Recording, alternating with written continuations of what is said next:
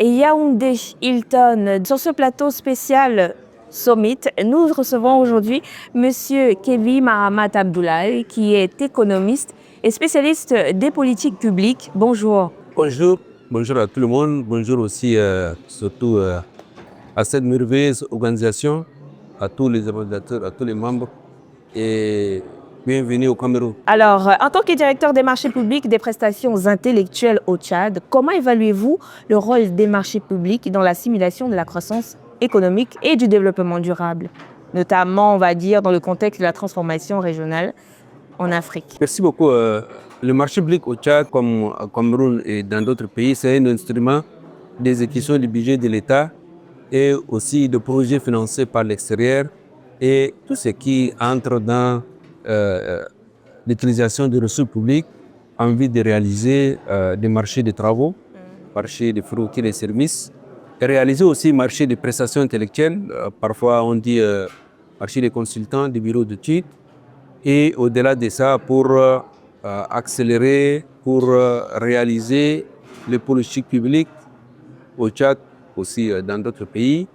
Et au-delà de ça, les marchés publics aussi comportent des procédures, des mécanismes, des textes, des acteurs pour permettre à ce que les marchés publics soient une gestion de transparence, une gestion aussi de contrôle, une gestion aussi de responsabilité et au-delà de ça, les populations locales, les populations de façon générale puissent sentir les bénéfices des projets publics, les bénéfices aussi des projets financés par les bailleurs et au-delà de ça, c'est exécuter la loi des finances et tout ce qui concourt à la contribution de développement au niveau central, au niveau des provinces, au niveau aussi des collectivités territoriales décentralisées et au niveau des communes.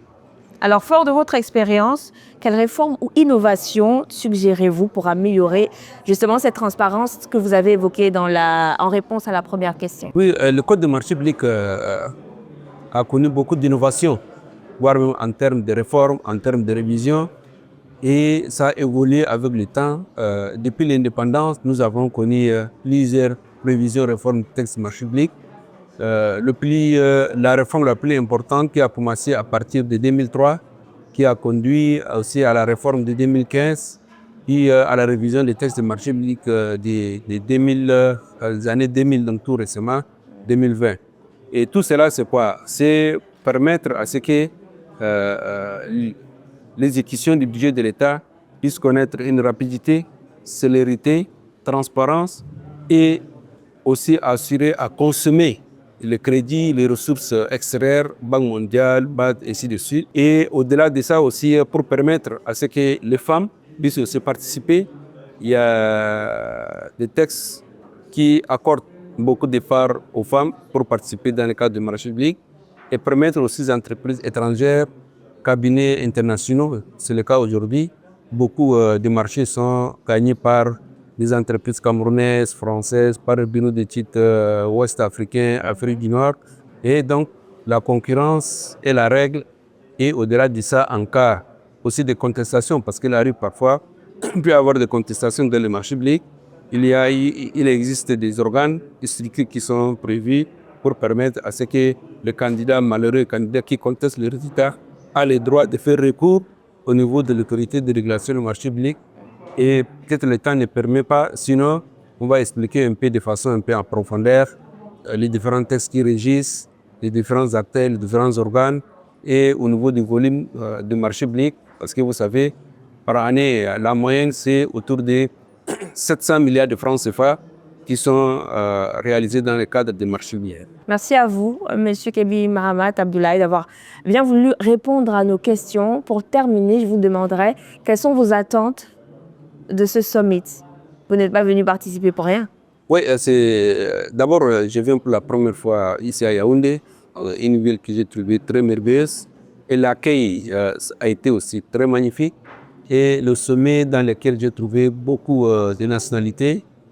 Et aussi vous, au niveau local, surtout au niveau de l'organisation, au niveau de la communication, au niveau de l'accueil, parce que j'ai vu comment j'ai été accueilli à l'aéroport jusqu'au niveau de l'hôtel et j'ai été logé dans les dans l'un des plus grands hôtels de la capitale, et surtout l'innovation et surtout les idées des membres organisateurs.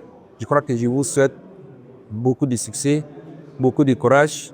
Surtout, c'est la première édition et j'ose espérer que la prochaine édition sera encore plus meilleure et que vive la coopération entre le Tchad et le Cameroun, deux pays dans nos langages frères, amis, et on partage aussi beaucoup de valeurs dans le cadre aussi de coopération économique, dans le cadre aussi de la CEMAC.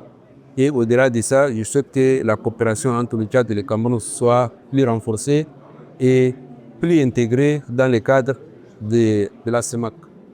Merci à vous. C'est certainement une première édition qui annonce une dizaine, une cinquantaine et pourquoi pas une centaine d'autres éditions. Merci.